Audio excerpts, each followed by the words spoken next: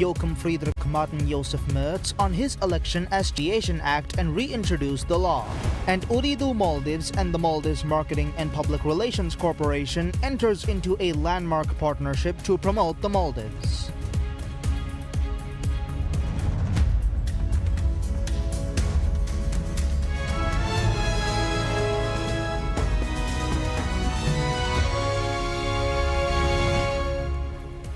Bismillah ar-Rahman ar-Rahim, Assalamu alaikum and welcome to PSM News in English with me, Abdullah Ahil. And now the news in detail.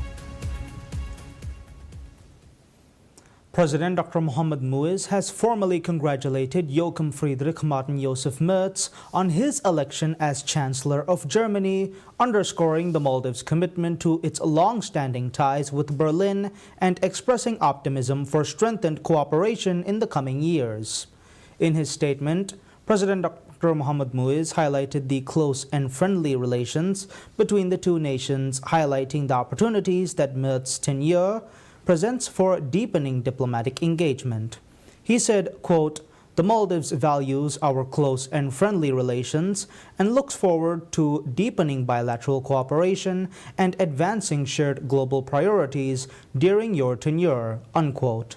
Merz, leader of Germany's conservative bloc, secured his position after a second round of parliamentary voting following an initial setback in his alliance with the center-left Social Democratic Party, or SPD. His failure to secure parliamentary backing in the first round marked a historic moment in post-war German politics, a challenge that underscored the complexities of forming stable governance in a shifting political landscape. On Tuesday, Merz received 325 votes, surpassing the required threshold for 316 in the 630-member Bundestag. His initial attempt saw him fall short, securing only 310 votes. Despite his coalition holding 328 seats, the voting process reflected the broader negotiations within Germany's political sphere as the new government seeks a cohesive path forward. President Muiz's message reinforces the Maldives' commitment to strengthening ties with Germany, particularly in multilateral forums where shared priorities intersect. His remarks signal a broader intent to deepen collaboration as both nations address global challenges requiring coordinated diplomatic efforts.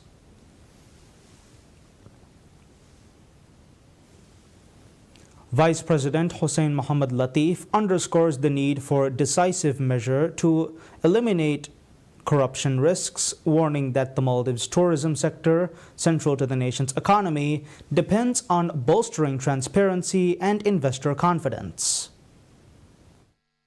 Speaking at the inaugural session of the Saudi Maldives International Forum on Integrity at Villa Nautica, he stressed that effective governance frameworks are crucial in securing long-term sustainability. The two-day forum, jointly organized by the Maldives Anti-Corruption Commission (ACC) and Saudi Arabia's Oversight and Anti-Corruption Authority (Nazaha), brings together representatives from member states of the Organization of Islamic Cooperation (OIC) to explore strategies for strengthening integrity within the tourism industry. Discussions center on identifying vulnerabilities in regulatory structures and shaping policies to safeguard sector stability. Tourism remains the Maldives' primary economic pillar, driving foreign investment and supporting national growth. Vice President Latif highlighted the urgency of robust anti-corruption measures to protect investor confidence, noting that both government authorities and private enterprises must play an active role in closing gaps that could expose the sector to financial misconduct. In addressing the gathering, OIC Secretary General Hissane Brahmin Taha reinforced the significance of tackling corruption within member states, describing it as a global challenge that demands coordinated international efforts. He underscored the need for institutional reforms to uphold transparency and accountability across industries. The forum, themed Strengthening Integrity and Combating Corruption in the Tourism Sector has drawn more than 170 delegates, including representatives from OIC member states, government agencies, and international organizations. During the proceedings, Saudi Arabia's Anti-Corruption Authority presented a token of appreciation to Vice President Latif, recognizing his commitment to reinforcing governance standards. A bill has been submitted to the parliament seeking to repeal the existing 27-year-old Maldives Civil Aviation Act and reintroduce the law with several amendments to modernize the sector. The bill was proposed by the government and introduced by Member of Parliament Abdullah Shazim. The first reading of the bill has been completed and the debate process is now underway. The objective of the proposed Civil Aviation Bill seeks to replace the current Civil Aviation Act of 2001 by introducing a legal framework for the implementation of all aspects of civil aviation through a modern enforcement system. The bill also aims to ensure that the rules and standards relating to the safety and security of civil aviation in the Maldives are in line with the standards established in the International Convention on Civil Aviation, to which the Maldives is party.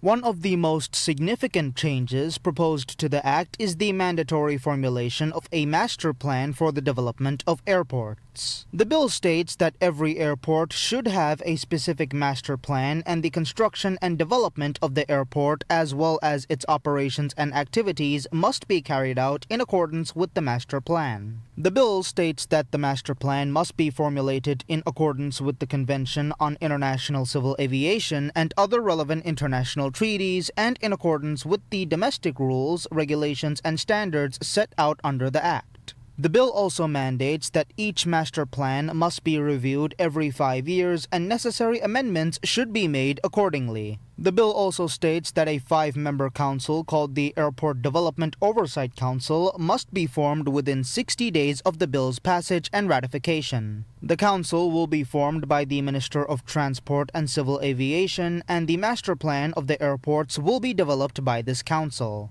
Once the law proposes the creation of a body called Maldives Air Accident under the Ministry of Transport and Civil Aviation. The agency will also be tasked with identifying factors that affect and potentially affect air safety and provide safety recommendations to air transport service providers and the public. The objectives also include conducting programs on safe air travel and raising public awareness.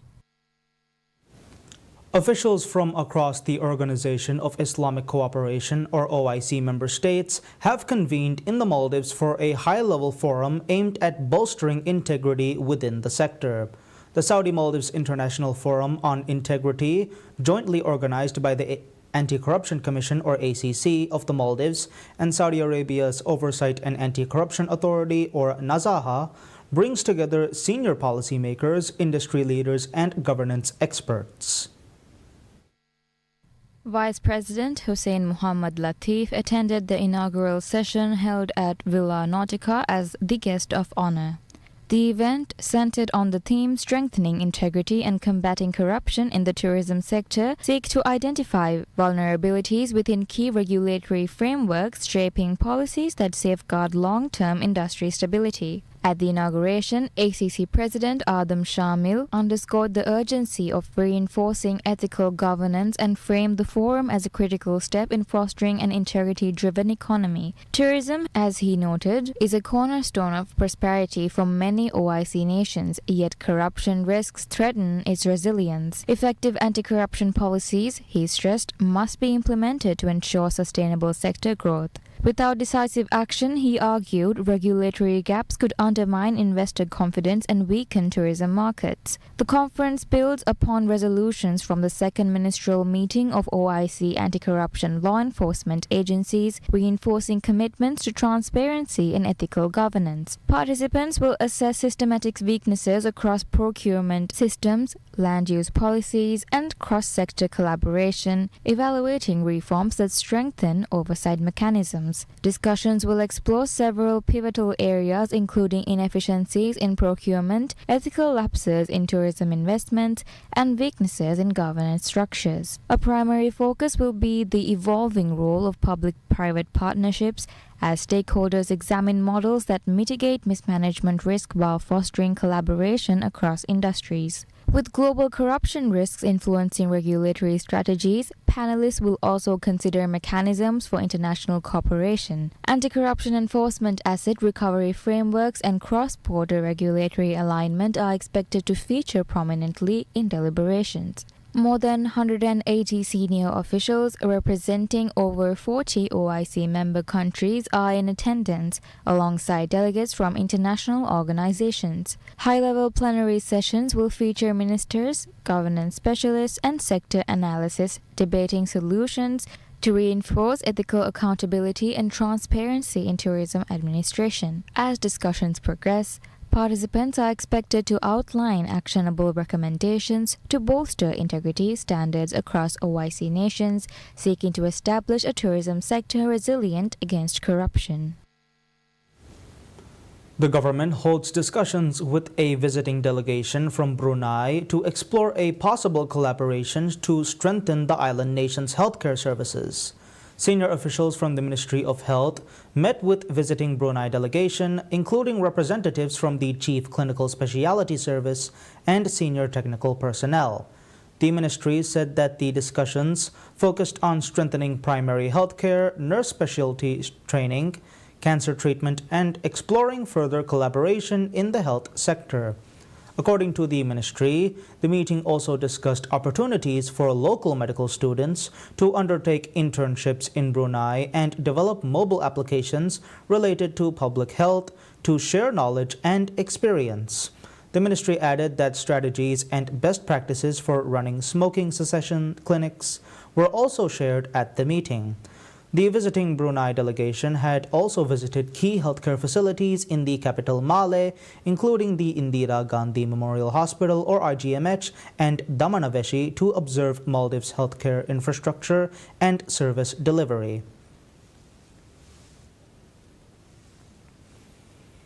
Minister of State and Fisheries and Ocean Resources, Dr. Amzad Ahmed, has said that facilitating access of financial instruments of local banks to fishermen will be a major step towards the fishing industry of the country.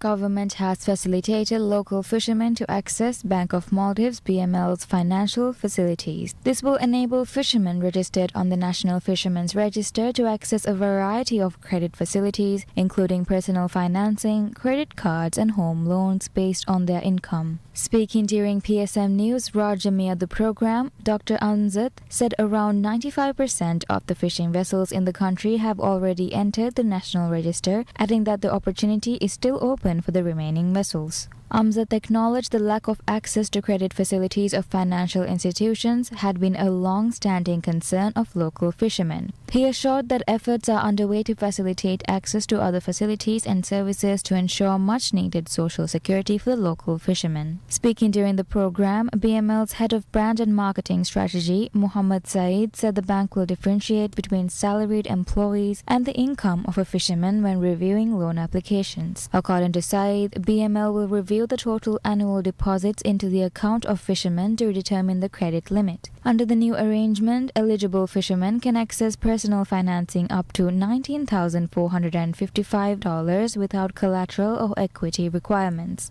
In addition to personal financing, once registered on the National Fishermen's Register, fishermen will also be able to apply for home-built financing, home purchase financing, and home construction financing. BML had said repayment schedules will be structured considering seasonal variations in fishing income. The incumbent government has initiated several initiatives to address the concerns of local fishermen. The National Fishermen's Registry was established to promote financial inclusion and empowerment of local fishermen. Ooredoo Maldives and the Maldives Marketing and Public Relations Corporation, or MMPRC, enters into a landmark partnership to promote the Maldives as a premier travel destination across Ooredoo's operating companies around the world.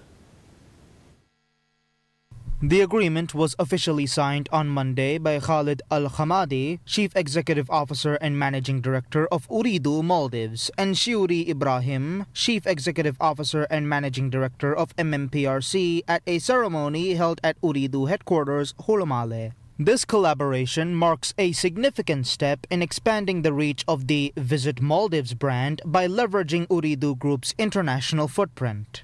Through this partnership, Ooredoo will support MMPRC's global destination marketing efforts by utilizing its regional presence and platforms across key markets in Asia, the Middle East, and North Africa.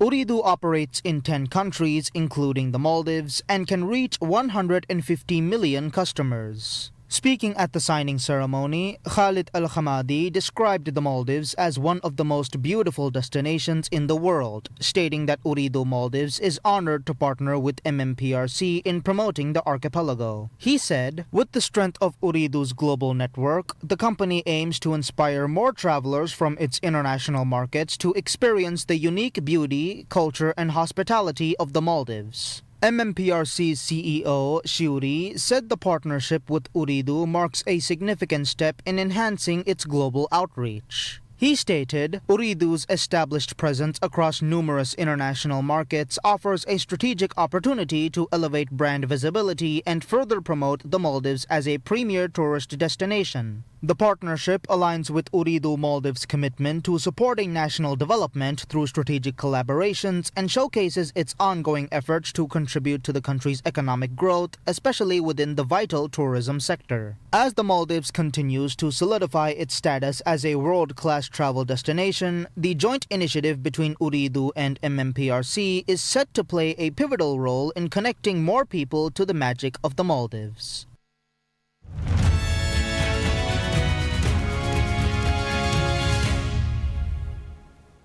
Telecommunications giant Dirago has posted a net profit of $15.1 million in the first quarter of the year. According to Dirago's quarterly report, the net profit posted for the first quarter of the year is a 6.18% increase from the $14.1 million posted in the same quarter of 2024. The main revenue generators for the company during the first 3 months of the year were its mobile and fixed and broadband internet services. The report showed that Dirago had earned $24.1 million from its mobile services during the quarter, which is marginally less than the $24.4 million posted in the first quarter of last year. Despite the decline in mobile services revenue, Dirago had posted an increase in revenue from its fixed broadband services with $19.8 million. This is a 1.3% increase from the $19.5 million earned in the first 3 months of 2024. Dirago posted a total revenue of $45.3 million in the first quarter of this year, which is a marginal decrease of 0.14% compared to the first quarter revenue generated during the same period last year. The S&P 500 fell to snap its longest streak of gains in 20 years on May 5th as investors assessed U.S. President Donald Trump's latest tariff announcement ahead of the Federal Reserve's monetary policy decision later this week. On May 4th, Trump announced a 100% tariff on movies produced outside the U.S., but provided no details on how such levies would be implemented. Stocks have been volatile since Trump announced his first round of tariffs on April 2nd, with the S&P 500 initially dropping nearly 15% only to stabilize and climb for the last 9 straight sessions, its longest streak since 2004. On May 5th, Treasury Secretary Scott Bessent said Trump's tariff, tax cut, and deregulation agenda would work together to drive long-term investment to the U.S., adding markets could overcome any short-term turbulence. According to preliminary data, the S&P 500 lost 35.47 points or 0.62% to end at 5,651.20 points, while the Nasdaq Composite lost 138.72 points or 0.73% to 17,839.01. The Dow Jones Industrial Average fell 102.10 points or 0.25% to 41,215.33. Several movie and television production stocks fell sharply right after Trump's announcement, but subsequently paired losses. Netflix fell to snap an 11-session winning streak, while Amazon.com and Paramount Global were also weaker.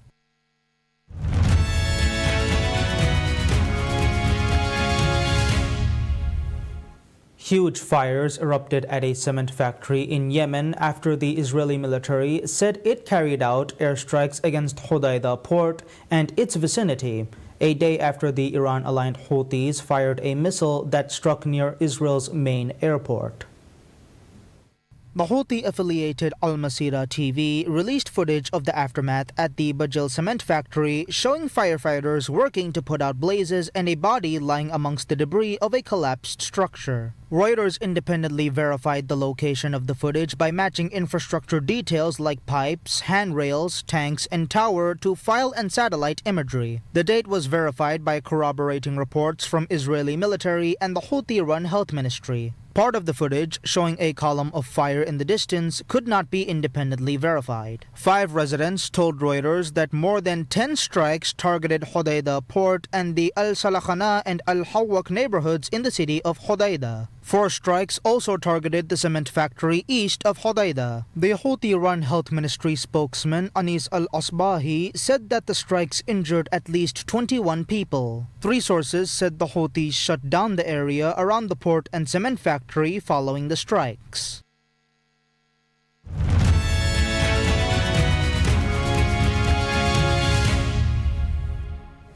Mexico's Club Leon will not participate in this year's Club World Cup after losing their appeal on May 6th, having been removed from the tournament by FIFA due to an ownership rule breach. The Court of Arbitration for Sports, or CAS, rejected the appeal by Leon, who had qualified by winning the CONCACAF Champions Cup in 2023. Leon said in a statement that the decision is the greatest damage done to a team that has always competed with humility and honesty. The statement said, quote, "The only thing left for us to win again, to regain the place on the field that was taken from us. Have no doubt, as long as no one prevents us from doing so again, we will do it," unquote. The expanded 32-team Club World Cup runs from June 14th to July 13th in the United States, with $1 billion in prize money at stake. Apart from the winners of each confederation's premier club competitions, teams also qualified based on their ranking based on their performances over a 4-year period. FIFA President Gianni Infantino has said the ruling body will look to organize a playoff between Los Angeles FC and Club America to decide which team will replace Leon in the tournament.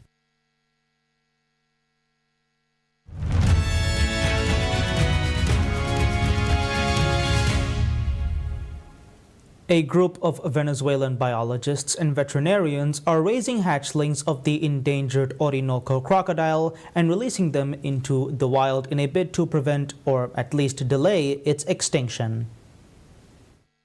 The pale tan Orinoco, with its long, narrow snout, is one of the largest living reptiles in the world. Its numbers have dwindled for decades because of poaching for its leather, while it is now also hunted for its meat and eggs by Venezuelans struggling to get by. Fewer than 100 adult Orinoco crocodiles remain in the wild in Venezuela, according to estimates by conservation foundation FUDESI. The animal's natural habitat is in the Orinoco River basin, which covers most of Venezuela and spills over into Colombia. Scientists log sites where Orinoco crocodiles are known to nest and collect their eggs. More hatchlings come from Wildlife Refuge Hatomasaguaral, which houses 8 of the crocodiles, while the private Leslie Panton Zoo, which specializes in endangered species, has 2 males and 1 female of reproductive age. The scientists incubate the eggs at Leslie Panton in the city of Turmero, about 100 kilometers or 60 miles from the capital Caracas. Once the eggs hatch, the scientists raise the baby animals for about a year until they reach a weight of around 6 kilograms or 13 pounds. On April 24th, 200 of the youngling crocodiles were released into the Capanaparo River in a remote area of southwestern Venezuela.